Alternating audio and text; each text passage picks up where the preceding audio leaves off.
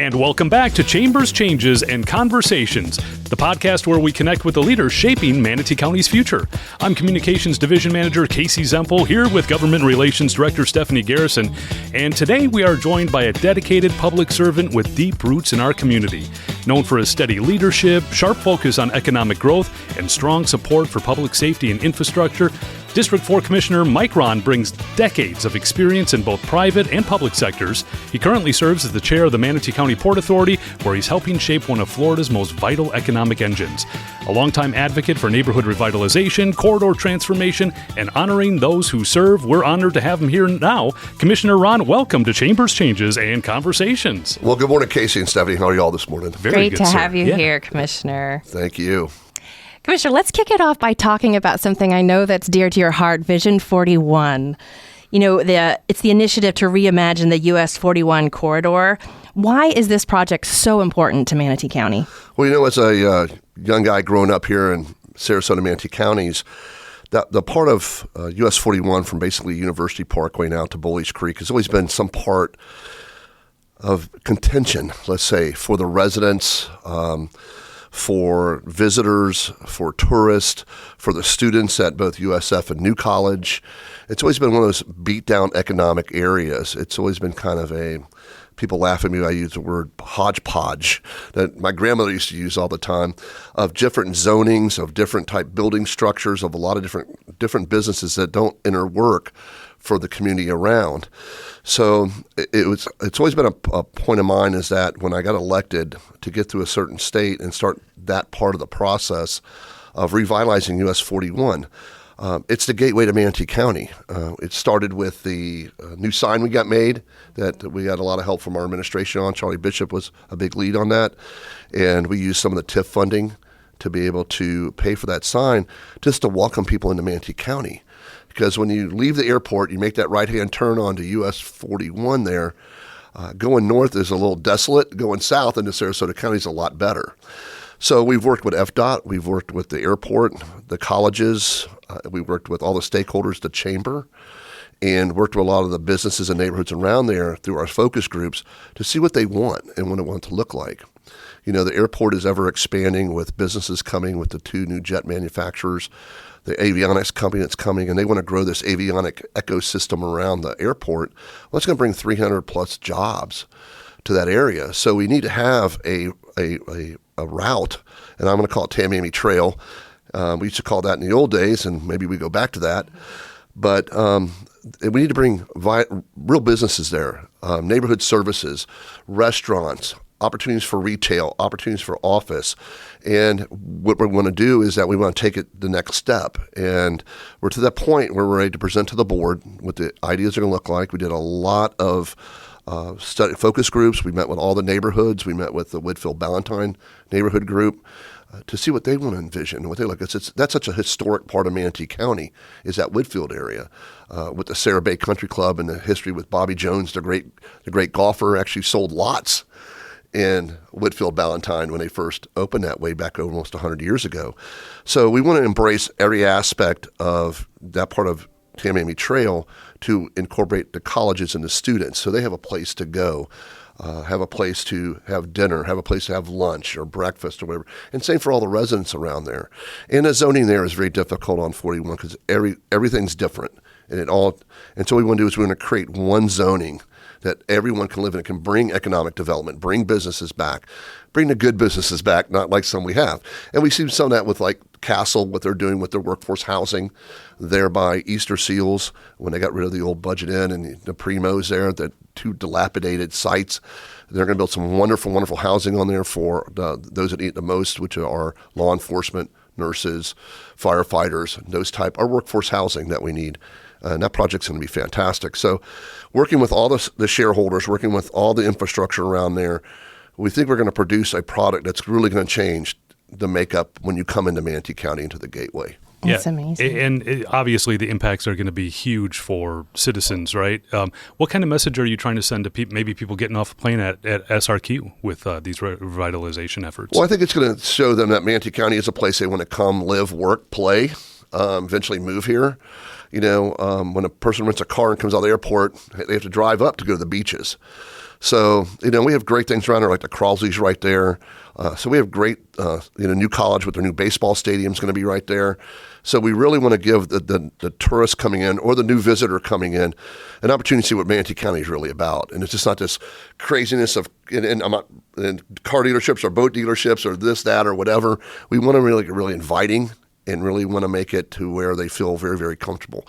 I kind of use an example. If you go down to Naples and you get on Golden Gate Parkway, that's a major corridor for them, and you don't see a business. It's all tree lined, it's all landscaped, it's all very well ran and manicured. So we want 41 at least to Bullish Creek because we can do more there, but once we get a little bit north, it gets a little tougher to do the things we want to do. But we're still going to go from Bullish Creek to 53rd, and then 53rd to Cortez will be the next segment. Nice. So the three segments are University to Bullies, second segment Bullies to 53rd, and third segment 53rd to Cortez. Yeah, and you can actually follow that progress. We've got a really great landing page, mymanatee.org/vision41, mymanatee.org/vision41. Thanks to Ogden for setting that up. And Ogden did a great job. Yeah. Our public works team and that group has done a fantastic job. We partnered with Foley Bryant and John Osborne, and they've come up with some really, really cool stuff. Awesome. We'll link to that in the description here on the page too. That'd be awesome. So we talked a lot about District 4.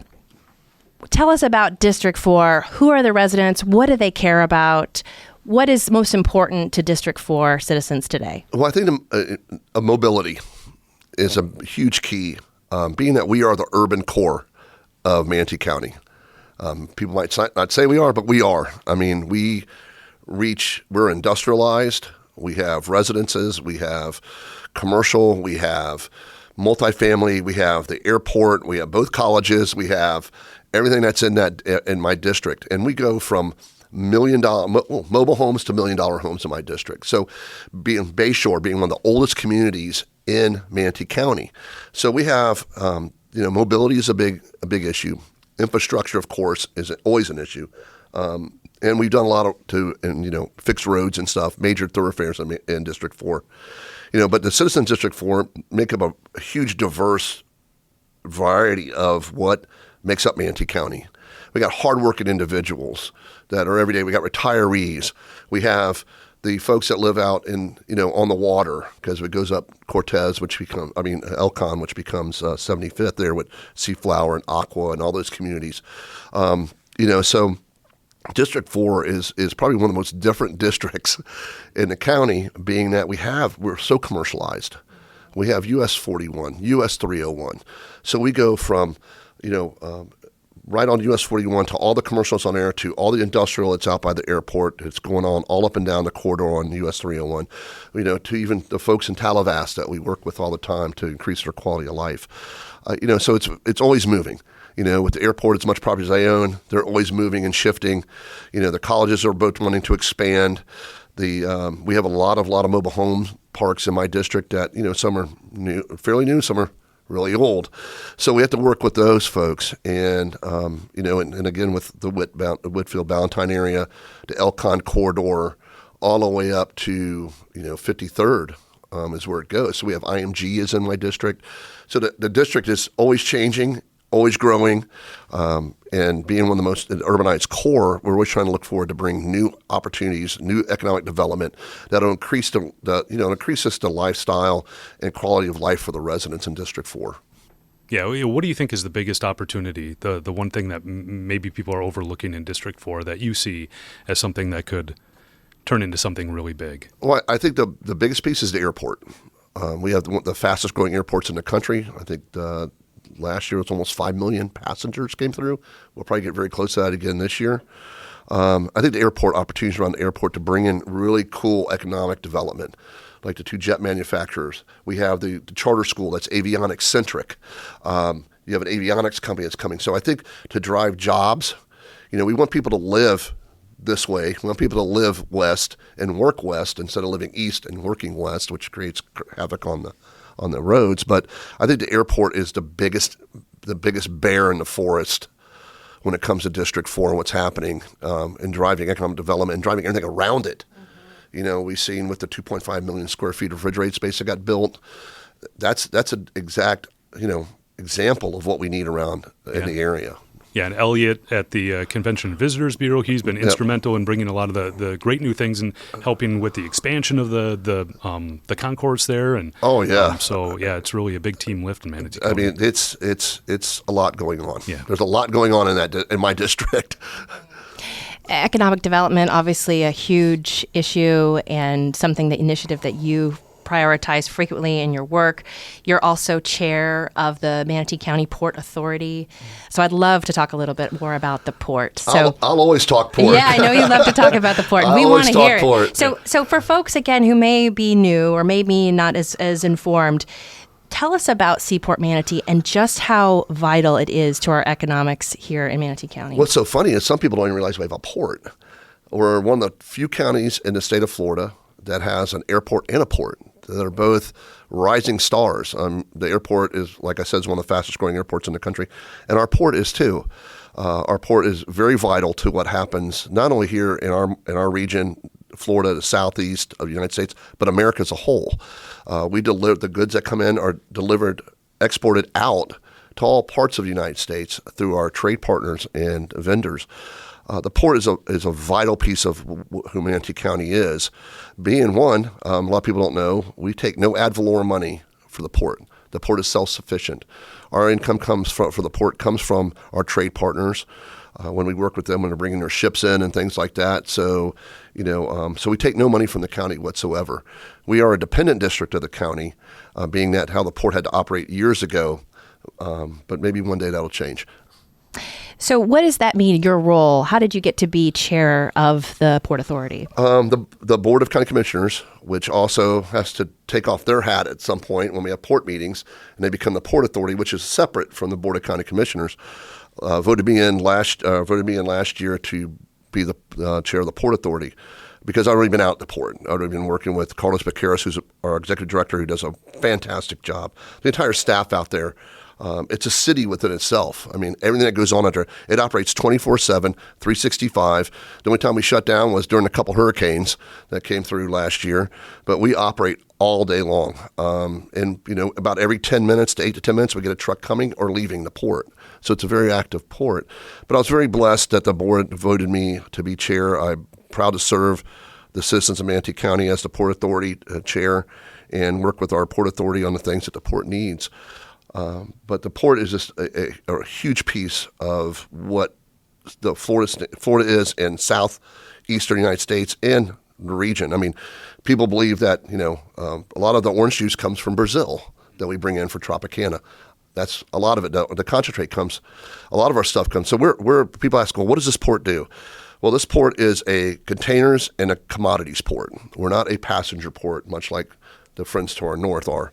We bring in commodities. It can be from the 1.5 billion bananas we brought in last year to 500,000 pineapples to over to salt. So we bring in everything. I mean, when the hurricanes hit last year, the gas that came in. So we sent out millions of gallons of gas came out of Port Manatee that served about almost 350,000 residents, getting gas back out to them. We do lumber, wood pulp. Wood pulp's important because it goes into toilet paper. Mm-hmm. If you like toilet paper. Yeah, if you like toilet paper. Never again. So we do aluminum, steel, copper, aggregate, Chilean salt with one of our trade partners. We're now working with a Turkish concrete company to import Turkish concrete. We have folks in Italy want to have a relationship with us to bring things to our port. So our port's very, very active port, and it's a port of significance. We're the closest port to the Panama Canal across the Gulf of America, and we're the closest port to Cuba. Yeah. Believe it or not, everybody thinks Miami is. We're closer than Miami. Wow. To the Port of Havana. So we are a port of significance. We deal with companies from Mexico. We deal with Central American companies, Latin American companies, but we're a huge importing port. We don't do a lot of exporting, and I know Carlos and I have been working on. I don't think we'll ever get that 50-50 balance in importing, exporting. I sound like George Costanza, don't I? Yeah, no, totally. No? I'm an importer, exporter. Yeah. What do you do? I do a chewing gum or something. I don't know. Right. So, but, so we want to kind of get a better balance in that. Yeah. which attracting those economic development to around the port, bringing those businesses here that need to have a port to export from.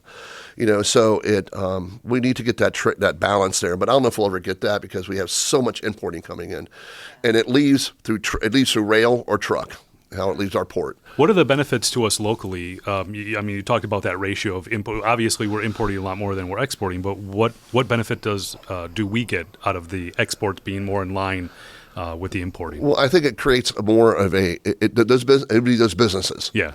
Those economic development businesses that we would bring to around the port proper, that would pay sales tax, Gotcha. pay real estate taxes, pay all those things, lease tax, all those things that would benefit us. As they would go vertical with their structures they need to do that. So we have, the port has a lot of opportunity to grow. We're not landlocked yet. We still have some property to work with, but we have great trade partners like, World Direct Shipping and other people like that bring product across on their boats. The biggest thing, like with the tariffs, has a big impact on our port. Tell us about that. Well, I think the biggest tariffs we've seen so far, the Mexican tariffs have kind of gone away. The POTUS Trump uses the tariffs for equaling trade balances and increasing our ability to do what we need to do here in the United States. But for example, just recently they excluded orange juice and wood pulp from the tariffs for Brazilian tariffs. Orange juice because it's so big to the state of Florida, and wood pulp because it's so big to our consumers for toilet paper. Yeah. So the president wants to make sure you have toilet paper and orange juice. So, but the tariffs, what we're trying to help offset the tariffs with is that we have a foreign free trade zone, which is circumference 60 miles around the port of Manatee, Seaport Manatee. So that helps with that, how they can customs, if we use the trade zone, customs can offset that till the fees until the product leaves the port. So, for example, if a guy was a bicycle maker, bringing all the different parts of the bicycle, those would not be tariffed. They assemble the bicycle in the foreign free trade zone, hopefully. The bicycle will be assembled, and as the whole part goes out to be exported out, then those parts, that bike would be, as a whole, would be assessed by customs. And the port was recently a recipient of a huge investment from the state. Tell us about that and how excited we are to receive that. Our governor's been very great to the state. I can't thank him enough for what he's done for the port. He is a big fan. He's been there more than several times to the port. And that capital investment, we have about $215 million in asks, both at the state and the federal level. Amazing. For additions of berths, widening of berths, dredging, infrastructure, and things like that as this port grows. And luckily enough, DOT and the president and the governor and the Secretary Duffy, United States DOT, have seen the significance of this port and have made it a priority.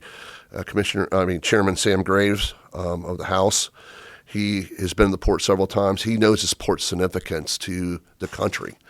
And just if anything ever happened at Panama Canal, we'd be a great place to launch military operations from. That's right. So we're very thankful that the state continues to give the Fed through Congressman Buchanan was super, super influential and got us $3.5 million just in this last round of approps for the port.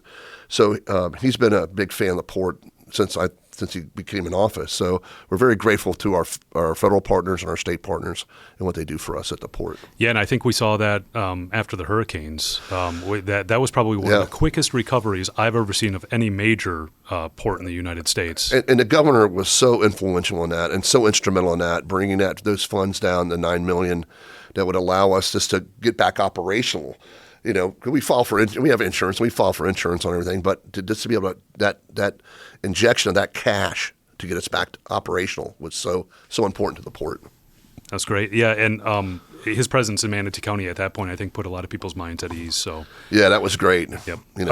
As a former Marine, you're often championing projects that honor military families and veterans. The new Gold Star Memorial Kiosk downstairs, that's a prime example. What do you want veterans to know about you and the policies that you've advocated for? Well, one, Casey, there's never a former Marine. Once a Marine, always a Marine. So I'd have to correct you on that. No offense. Gotcha. But being a veteran, you're just automatically veteran focused. And and want to make sure that our veterans, 40-something plus thousand men and women veterans in Manatee County, we want to make sure that they know that they are taken care of in Manatee County. I started the task force for the veterans women's group because women's veterans needs, I think, are different than men veteran needs. So they needed to have a say, and it was a task force, and it's moving forward. It's moving along nicely to help women veterans here. Because, everything seems to be men-centric as a veteran, and we need to take care of our women veterans that served honorably and need whatever help they need to have, too. But being able to, just focus on veterans' needs. How do we make our veteran services better? Which our veteran services are awesome. Yeah. Renee and her group and her team have just done a phenomenal job interacting with our veterans here, helping them get their services, helping to get the things that they've earned as a veteran, the things that are due to them. And we want all veterans to know that Manatee County is open for business for them. We will come here. We'll take care of you. Tunnel of Towers is a great thing for our veterans, and we want to make sure that our veterans are taken care of. There's no veteran should go homeless. No veteran should go without services, and it's just been an honor to be able to do things for the veterans. The Gold Star family Gold Star wall was so cool to put together. That is just, and then now we're going to have the Veterans Hub and the Veterans Memorial Park out east. Or out by the port, not out east. But that's going to be huge for veterans. To whatever we can do to connect, Commissioner Bearden's done a great job in focusing a lot of that connection, how they can connect with job services and things like that. But we will let them know that Manatee County is a veterans county, and we're here to serve them and take care of their needs and what they need the most. Yeah, and we're talking big initiatives, right? You Tunnel to Towers, you mentioned that. Obviously, the Veterans Memorial Park. Yep. But you have not shied away from even the smaller initiatives, like the flag. Tell us a little bit about that with Dylan Raleigh and Aaron Raleigh. Yeah, that was the Raleigh family is so cool. He was going to be an Eagle Scout, and his project was he thought one day, American flags are not being disposed of properly, so let's build these boxes and wrap these boxes in American flag. And they approached Charlie, and Charlie approached me. Charlie Bishop, our county administrator, approached me and said, what do you think about putting these in every one of our government offices, our libraries, our main building, all of our ancillary buildings where citizens can go by and drop off American flags and be disposed of properly instead of, and how Aaron got the idea is that he found an American flag out at the landfill. The landfill, yeah. People are just throwing American flags away, which is, it's horrible. Because you can go to your you can go to the VFW, you can go to the disabled veterans or any of those, and they'll help you dispose of a flag. But we wanted to make it even better than that. So when they came to us, we were like, yeah, this is the coolest thing ever. Let's do it. And citizens are just embracing it huge. I get emails, I get texts. They go on Facebook, taking pictures of them, putting their flags in the display. And I've used it. So I would challenge everyone, if you have an American flag, stop by any one of our government buildings here in Manatee County, a library, the main building, any of our ancillary offices, and drop off your flag, and we'll make sure that it goes to the Boy Scouts. They pick them up, I think once a month or whatever. They pick them up, and then they fold them, and then they'll take them to have the ceremonial flag, how the flags are destroyed, they're burned in a ceremony. So it was really cool that the Raleigh family got in on this and did this. Yeah, mymanatee.org/flags, and as of Friday, we were nearing 1,500. So we want 1,500 flags properly disposed of. Yeah, that's incredible. Thank you, citizens of Manatee County. That's so important. And when you have your flags outside, the Florida weather wears them down pretty fast. Yeah. For sure. I'm not surprised that it's 1,500. I mean, I've been taking the little ones you put like in your yard, little ones. Mm-hmm. Oh, yeah. And taking those and put them in a box, the little large stick ones. Because I just think every American flag should be disposed of properly and have its ceremony, because it is our flag of our great country. Indeed. So you also have decades of experience in real estate. So I'd love to talk a little bit more about that. You're deeply connected to the local housing dynamics, both commercial and residential. What would you say to the home buyers coming to Manatee County of what initiatives are underway to help them? Well, I mean, we do what we can. As you see, we just voted to raise impact fees to help us with all the infrastructure needs that we have around new development and everything like that. there's a lot of options out there for people to be able to get a first-time home buyer options. We have here in Manatee County, we have down payment assistance programs for first-time home buyers, which they can go through the SHIP program and get down payment assistance. We have a great crew that works on that here at Manatee County. So there's a lot of options for folks to do. There's a lot of first-time home buyer product that's going up, which everyone says nothing's affordable, but it's we try to make it Manatee County as affordable as possible. Because there's other headwinds, not just mortgage rates, not just insurance, but, real estate taxes, because we do have to pay for services. So, but then again, in the scheme of things, there's 67 counties in this great state, and we're like 19th on real estate taxes. So we're not highest, we're not the lowest, but we're kind of in the middle where we should be. And we're going through the budgeting process now to see what the new millage will be. But there's a lot of opportunity. We have a lot of new growth, a lot of great neighborhoods that are going up. Everybody thinks, some people think growth is bad. I tend to think that good growth is good. If you're not a growing community, you're a dying community. Right. Good growth brings great schools. Great schools build great communities. We want young families to know that they're welcome here in Manatee County. Everybody thinks that Florida is where everybody comes to retire, and this, especially on the West Coast here. But Manatee County is very receptive to young families. We want young families here. We want to be a growing, vital community here in the state of Florida that can provide the services that our citizens need, be it from public safety, sheriff, EMS, Absolutely. the whole gambit. And we are playing catch up a little bit. So citizens know that we're playing catch up a little bit on roads and infrastructure. Because we are one of the fastest growing counties in the state of Florida. We're not number one, the fastest growing county, but we are one of the ones that are growing pretty quickly. Right. And how about from the business side? What would you tell to people looking to build? What initiatives are underway to help and support them? Well, I think we have a great economic development team. Sharon Hillstrom and her group just do a fantastic job at what they do, bringing new businesses here, getting those incentives, working with the administration, working with the county commission to give those incentives, be it offset of real estate taxes based on what they're bringing to the county, employment-wise, and things like that. There's all these incentives that we can use to help bring economic development, and people that want to build a business here. And we want them. I want them here. I want small businesses. I want large businesses. Manatee County is open for business. That's Let's right. go. Come on. So, where else would you want to build a business? We got beautiful sunshine, just a great atmosphere in Manatee County all the time. We got great golf courses. We got great quality of life. We are catching up on our roads, so we are doing the best we can. Great customers. Great customers. We are addressing those type of needs. 44th, we just did the ribbon cutting on 44th Avenue today, which will extend from really the beaches out to the backside of Lakewood Ranch, and you never have to get off of 44th. So that'll take some of the pressure off of State Road 64 and State Road 70. Which is going to be great. So it's just another east-west connector that we need to have, thoroughfare that we need to have here in Manatee County. But come to Manatee County. We're open for business. We love economic development.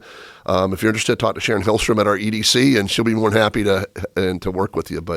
And if you are listening to this podcast, please use the new 44th Avenue extension. Yes, it is open. Please, by all means, use the 44th Avenue extension, Lakewood Ranch to the beach. And it right now it does connect Lena Road to State Road 70. Yeah. And Awesome. then eventually it'll connect Lena Road all the way up to 64. So you have another north-south corridor, not just the interstate. And that's going to come with improvements on the road that leads to the Lena Road landfill. So that's true, Casey. As somebody who's lived in Manatee, Sarasota your whole life, you've seen a lot of change over the years. What do our residents need to know about the current DOGE audit? Well, I'm 100% for the DOGE audit. I think that the state coming in and wanting to look under our tent a little bit to see what we're doing right here in Manatee County. We have a great county administrator with his team. I think we're one of the best ran counties in the state of Florida. Anybody comes in, somebody will find something, no matter what, that they don't like, but that's okay. If they give us good guidance, DOGE comes in, gives us good guidance, what we need to fix and correct, we're all welcoming that. We want that. Last week we just put in our DOGE committee, our 5 new members that'll be basically the advisory group that will advise the county on issues of financial issues and policy issues and things like that. And it's welcome. DOGE is going to come in. They're going to take a look at everything, and we're opening up everything. We have nothing to hide here in Manatee County, how we run Manatee County. And I think it'll be a great thing. I'm not shying away from it whatsoever. I know the board has welcomed it, and we'll see what they come up with. That's right. But it'll be great for Manatee County. Some people are freaking out, DOGE this, DOGE that, but I think it'll be great for Manatee There's County. a real value in it. There's a real value in it. There's real value Indeed. in it. And, so DOGE was here last week. How would you advise our residents to evaluate the success or failure of this effort? Well, I think that one thing it's going to do is that it's going to show the citizens how well we are ran, that we're not out spending frivolous money, their taxpayer money frivolously. We are a very fiscal county, conservative county. We have a fiscal conservative board. Some citizens are happy with how things are ran, some aren't, but that's okay. And I could tell you that I look forward to what the report comes out and says, but I think citizens should take it as it's presented. Read through it, because it's going to go public. Read through it, understand it. If they got questions, we have all our commissioners are available, or we have our DOGE committee that's available. We're a very responsive. We're a very responsive county. We do respond. Some people don't think we do, but we do respond. We do. To what the citizens' questions and things are. Great thing to use is 311. If you got a question for on DOGE, it'll go to the DOGE advisory board, and it'll come to the commissioner that is in that district. So use 311. It's the easiest thing to do. Yep, and we're actually putting all the information that we are providing to the state. We'll be putting on our website for citizens to see in full transparency. So in the government relations team, that link will be there on the website. We can put that in the podcast. And I think transparency is the key. Transparency is the key. I think that you'll see that our team is going to be very opening to DOGE. And we'll work with the governor's office and the chief financial officer, CFO. We'll work with his office on any concerns they have, and this won't be a bad thing. It'll be a great thing for Manatee County. But one thing we do, getting back to District 4 real quick, because I'm so proud of my district. I'm so proud of the citizens that live there, and what's happening there is that we're now in the final phases of Light Up Manatee. And Light Up Manatee was an initiative we started right after I got elected, because Manatee, 90% of it was dark. Yeah. We had streets that had never had lights on it, believe it or not. And some of the ARP money was reallocated. Thank you, board. And we put it into a great project, a great initiative called Light Up Manatee, which started in District 2, went to 3, now it's in my district in 4. And the Sheriff's Department has really enjoyed this also, because their deputies are not going into dark neighborhoods anymore. They're going into lighted neighborhoods where they can see what's going on. They can see what's happening. Kids are back out in the streets playing it, gets later in the evening. Because that's what we did. That's how I grew up. My neighborhood I grew up, everybody was playing in the streets till, the thing was, my mom said, when the street lights come on, come home. But we know that when you turn on the lights, crime goes away. We've had great partners with FPL and with a company called Street Leaf on the solar side. If FPL couldn't come in, we could use their equipment to go solar. But it's just been a great initiative, and awesome. I'm so glad how the citizens have welcomed it, and how they've embraced it. Yeah. We've had so much positive. You want to do positive as a commissioner, and not just a commissioner, as a citizen. You want to have a positive impact.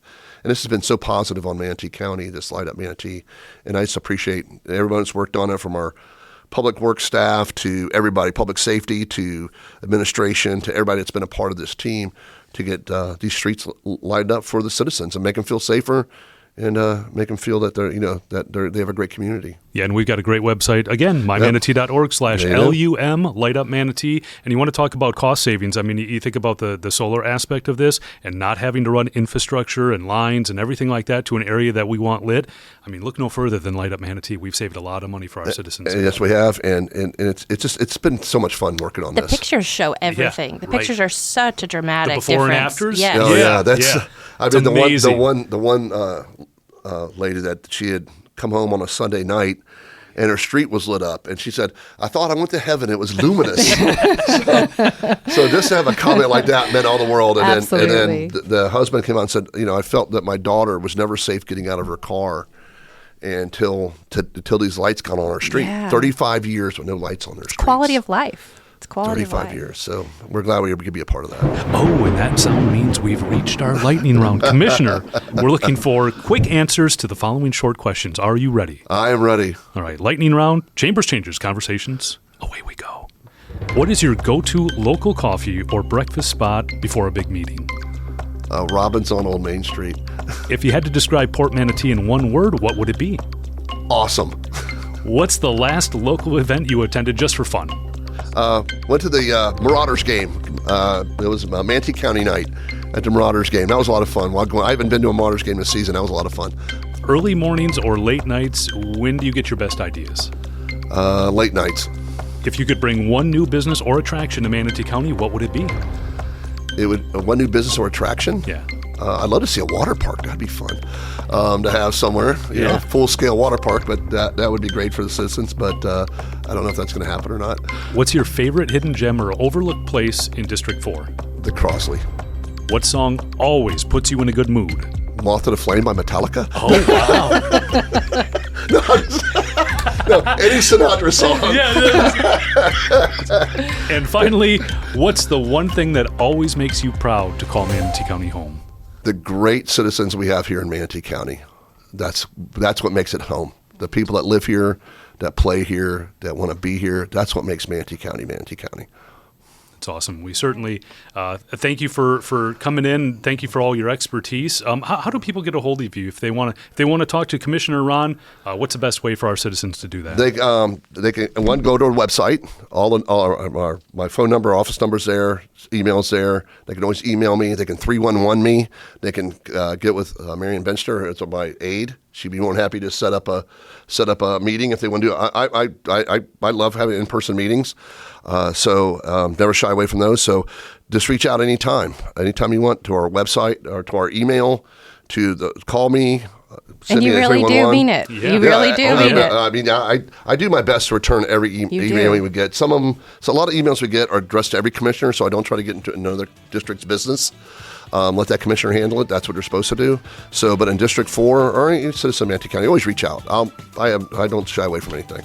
Well, we thank you again, Commissioner, and that pretty much wraps things up for this episode of Chambers, Changes, and Conversations. Once again, thank you, Commissioner Rahn, for your expertise, your commitment to doing work that matters. If there's a topic or leader you'd like us to feature, let us know by emailing or commenting on this social media post. We love hearing from the people that we serve, and we really, truly do mean that. On behalf of the men and women doing work that matters for you, I'm Casey Zempel. I'm Stephanie Garrison. And I'm Commissioner Mike Rahn. Make it a great day to live, work, and play in Manatee County. The opinions expressed by guests of Chambers, Changes, and Conversations do not necessarily reflect those of Manatee County government or its employees.